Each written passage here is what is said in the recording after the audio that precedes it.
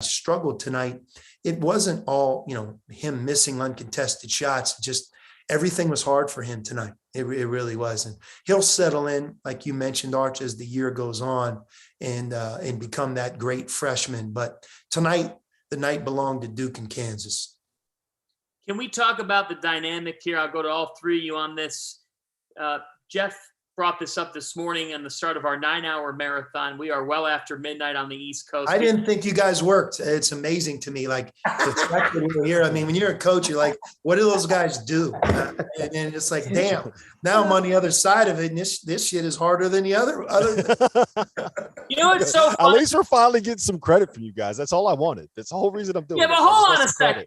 Hold on. Here's the one difference though between the people in the press bank and you guys. So I walk in tonight through the Garden Tunnel. You guys know that tunnel, the feeling. You're looking around. You're like, this is beautiful. You see the press bank. You got the Rothstein locked in. You've got Dana O'Neill typing up her story. You've got Rob. He's got his headphones in. He's on a call. Goodman is eating dinner. He's like the CEO at this point. He kind of comes and goes as he pleases. Yeah, where is he? Is he sleeping? I mean, again, that makes sense to me. That's what I would think. You guys, actually, if you guys really want to know where he is, one of the janitors came by and said they needed some help cleaning out the toilet. So that's what he's doing right now. and then he's eating his dinner, and the game starts. Kansas, Michigan State starts up. He looks at me. I'm in my chair. He goes, "Can I put this underneath your chair for now?" He put it on you.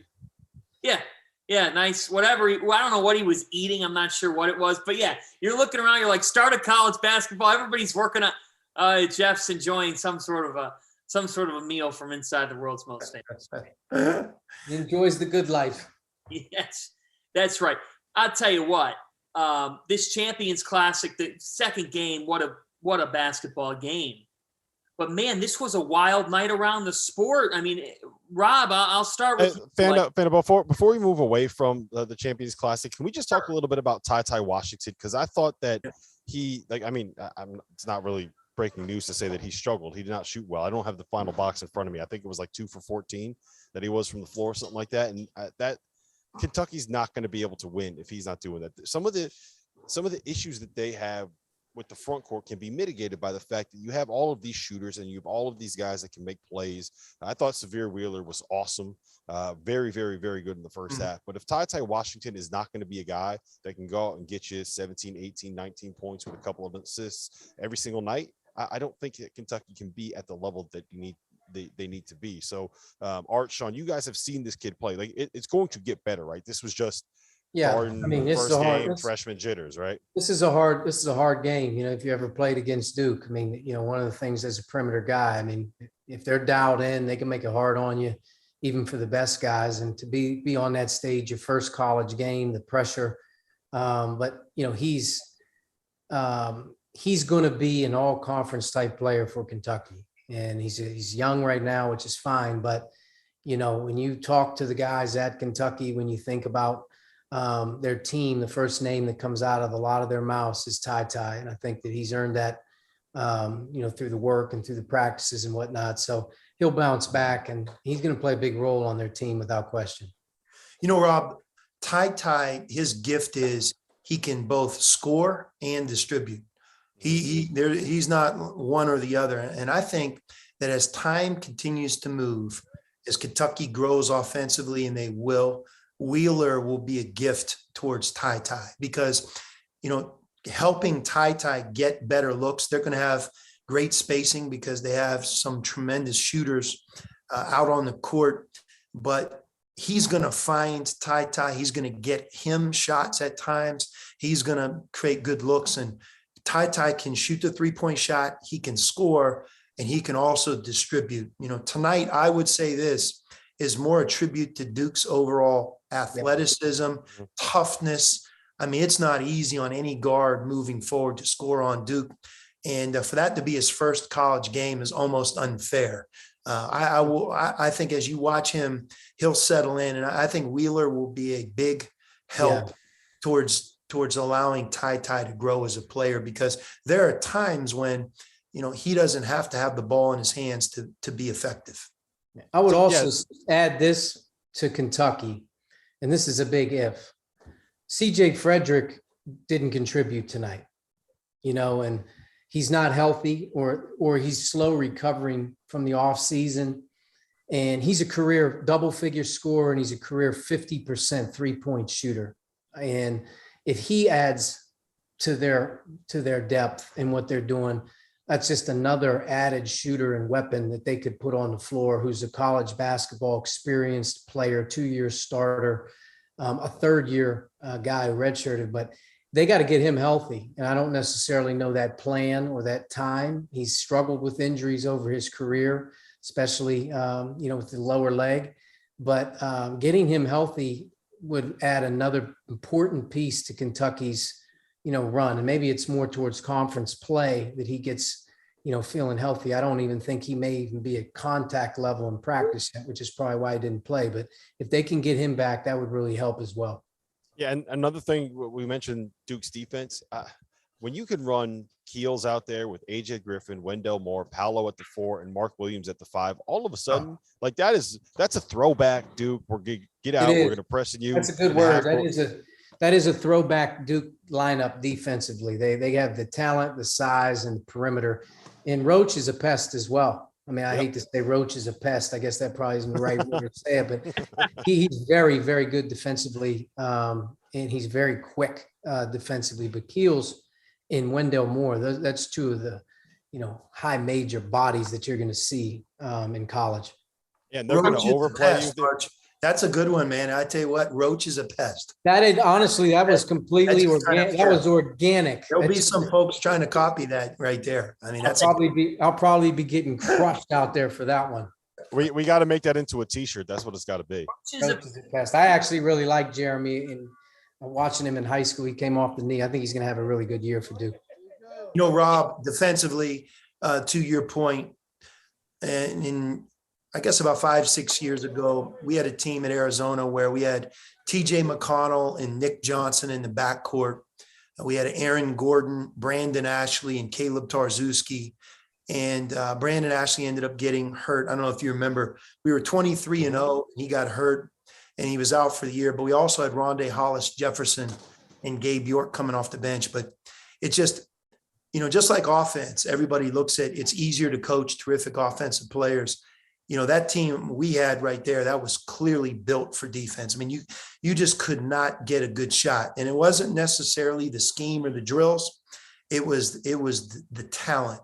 And when you look at Duke this year, and I'll be interested to watch them continue to develop, they have an amazing ceiling on defense. I mean, with those 2 shot blockers inside and the perimeter talent, they go 9 deep. I think that looking at their defense a year ago, where they ended and where it'll be this year, it will be night and day. And I think moving forward in the ACC, if somebody unseats them, they better have one heck of an offense. As Rob goes to reading Rainbow for Madison Square Garden, I'm not sure what the hell happened. Hey, this is Field of 68 After Dark. Anything can happen. We do have an upset. Yes, we have an upset alert. It's just come in here. How about this? Oh, no.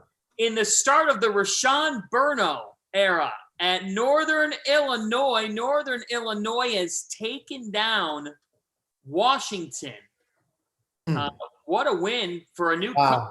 Trendon Hankerson for Northern Illinois goes for 28.7 rebounds, 3 steals as NIU beats Washington 71-64. Well, I will tell you, Drew Gladstone's an assistant coach at Northern Illinois. He was with me the last 4 years at Indiana. He's a terrific young coach, but that's a heck of a win for an NIU program to open the season and go all the way to Seattle and play that game and win it. But congratulations to my man Drew to get the 1-0 on the season. They cut the power on me, man. They cut the power on me. Oh, that doesn't surprise. They cut the power on me. MSG maintenance ain't going to take. They're not taking anything. No. And Rashawn Burno was obviously very instrumental at Arizona State with Bobby Hurley. He was his associate head coach and did a great job recruiting and coaching there. You know, his familiarity, that's what you got to worry about with scheduling, but his familiarity in dealing with Washington's zone game one, I'm sure was very helpful to his team. But two tough losses for the Pac-12 today. And I didn't see all of the scores, but I know Cal lost earlier. Right now, I'll be done in a minute. UC San Diego, and Cal lost to UC San Diego, and Washington losing to Northern Illinois. You know, a year ago, Pac-12 had a great season, and at the end of the non-conference season, I think as a group, as collection of 12 teams, we had won close to 75% of our non-conference games, and that's an earmark. I think for every, especially Power 5 conferences, if you can show up playing each other with 75% win percentage, That's the magic number. That allows you to have the most teams in postseason play. And, you know, you start losing a couple of these games early. What that does is that just does, instead of getting 5 teams in, you get 4. Instead of getting 4 teams in, you get 3, or one of those 3 plays in the first 4 instead of in another seeded game. So, you know, these games all mean something in college basketball. I think sometimes the league's going to 20 as well. The league's going to non-conference 20. Yeah, it means a lot. Yeah, Pac-12 now going to 20 games, Big Ten's there, ACC's there. That's 2 less non-conference. So if you do lose a non-conference game, especially a bye game, that puts a lot of heat on your league, you know, as you continue to progress and try to get to the tournament.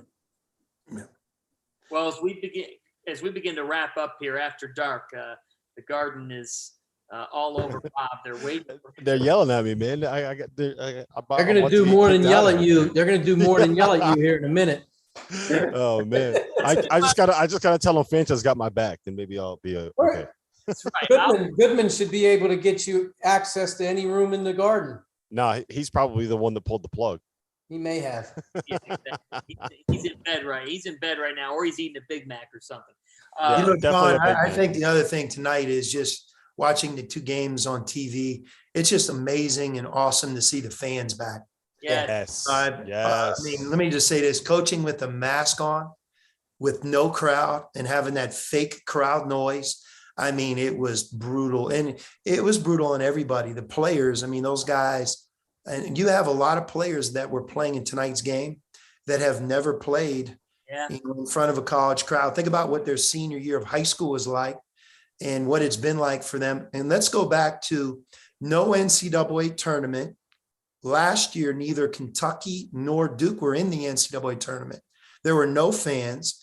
And now this is game 1. It has to feel completely different. And it's great to see things really trending in this positive direction. I couldn't agree with you more. I mean, tonight, Rob and I are sitting press row. They show Julius Randle. They show RJ Barrett. They've got Obi Toppin and the Go New York Go song. And you got Duke and Kentucky fans that is each Duke or Kentucky alum is being brought up. One side of the building's going, the other side of the building's roaring back. Like hearing a Madison Square Garden roar, you guys know it. It's Archie. I think of when you guys played UConn a couple years ago at the Garden. You know, there's nothing like an MSG roar. And man, was that refreshing. I will tell you this: there's nothing like a Duke game in MSG, and that's a home game for the Blue Devils. When they play up in the East, whether it's New York City or New Jersey or Philadelphia, I mean, their crowds are incredible up there. Arch, I just need to let you know that the Garden is owned by the UConn Huskies. Okay, this is our building. We have 3 home courts. Okay, this is our building. I just want to let you know in case you could write that one down just so you remember. We played UConn in there, and I felt like Indiana completely smashed the Husky crowd in there that night. And Indiana won that game. Yes, we did. Yes, they did. Indiana won that game. Rob Douster from the Garden, your parting thought of the evening. I was very, very impressed with Duke. I thought I was going to be impressed with them. I was much more impressed than I thought I was going to be. The combination of Trevor KEELS being able to kind of be that initiator offensively, and the guy that can put in the ball screen, the guy that they can go make a play. I did not expect that from him. I did not think that he was going to end up and come out of here and be the guy that I was most impressed with in this event. So Duke is for real. I think that they are I don't know if we're going to see 5 teams better than this season. I would agree with that. My thought is Bill Self. How many McDonald's All-Americans are on his roster this year? Or do you guys know? So he's just got to coach a normal team now, right? He doesn't get 17. No, but I'm telling you, it's very deceptive, Rob. If you look, he doesn't have nearly as many as you think. Yeah. That does not mean that he hasn't coached great players. Part of it is he makes high school really good players into college All-Americans. Garrett last year. I mean, if you think about who he was. Mitch Lightfoot. School. Yeah. But Garrett, I mean, he became like a guy that any team in America would have loved to have had. Coming out of high school, he was a top 100 player, right? And just watching him continue year after year, being in this event and just coaching the way he coaches. I have great respect for all 4 coaches that are there tonight, obviously. But I go back to what I said about Bill Self being able to coach offense, just his unique style. Obviously, he can coach defense too, but I love watching his teams play because I think he gets the most out of his team's talent, and his ability on offense is unmatched. And that's what I come away with. Yeah, my big takeaway here from tonight is that Michigan State and Kentucky, although they didn't win the games tonight, are much improved, and they're both going to have really good seasons. But they both have some holes in them that they're probably going to need to address to get to that next jump. Both have a lot of depth, though, so they have a lot of different pieces they can work with throughout the course of the year. And I think both rosters have enough where both teams are going to have terrific seasons. My biggest takeaway tonight is that it felt like a much more normal opening night than last season. Teams just being in sync. Sure, you had turnovers, but you actually knew what you were watching. Like it felt like last year when the season started that some of these teams had barely been together, and the fact was they had not. They had spent next to no time. Like, you guys had to feel that tonight. I know I did, just being inside the building. It felt like Paolo Banchero, yeah, he's damn talented, but he actually had a lead up to the season to understand what Coach K is asking of him. And there were tons of cases on the floor tonight in which you could say, yeah, there's a familiarity factor. And yeah, that some of these teams that have so much in and out in terms of talent, Kentucky looks different, Duke looks different, that not having a normal lead up to last year, that's why those blue blood brands, part of the reason why they were so off kilter for as long as they were, right? Oh my God, no. Thank you. And that is a wrap on the Field of 68 After Dark. We are done. Wait. I don't get a couple minutes. I Where get were nothing. you? Where were you at the club level, getting some free access up there? No, I was working hard. I was listening to the coaches, the players, your boy Cal, who actually, to be honest, was in a much better frame of mind than I thought he'd be after that one. Because think about it, their best player, Ty Washington, was awful, and they were still right there. Yeah, he didn't play well. He did not. He didn't play well for him, but Hey, Jeff, we dissected this so well. You're so behind with that comment right there. You're just better off thanking me and Arch for being on the telecast this late. Let's move on. I mean, this deal is crap. You guys are in Tucson time. Jeff, you're in Tucson time. It's early. One thing I'll say, I can't believe how hard you guys work. I would think, like, my perception is, as a coach, you're watching film, you're dealing with everything you don't want to. Those guys are sleeping. I mean, I didn't know I had to work this hard to be a member of the media. Come on. Listen, you guys, that's because you guys never dealt with the media. That's the difference, right? Fair point. Hey, we're all positive tonight. Don't bring any negativity. Hey, no negativity. Positive vibes only. Positive next vibes. play. And wait, John and Archie, you're back in 9 hours for Goodman's morning show, right? I know. I feel like my we're like microphone back yet? All right. I'm gonna let Duster finish out. Listen, thanks guys. Appreciate it being on the first show. The Miller brothers, nothing better. You met John Fannanow. He's He is awesome. about as he's the best. He is the best. I mean, He is Doster, from- you probably he is from Cleveland. it should have been a 3-man show. Let's be honest. Hey, It go wouldn't have been Browns, better. baby. Go Browns, baby. I'm a Clevelander at heart. As I told Arch, I had a grandpa, aunt, cousins, all Dayton Flyers that love UD. So gotta love that. Sean, great to meet you. Nice to meet you. The Miller Brothers podcast. It is coming worldwide all throughout the season for a perspective like no other. They'll be on Field of 68 after dark. Rob, go have Jeff buy you a beer, for heaven's sake, after all that. After dealing with him all day, he better buy 9. That's all I got to say. I'm Thank John you, guys. Lista, and we will see you tomorrow night. Different crew, different lineup every night. Field of 68 after dark will be coming at you. Thanks to Dagan Hughes for producing one hell of a day of content. Follow us at the Field of 68. For the Miller Bros, Rob Douster, this is JF saying good night. College Hoops is back.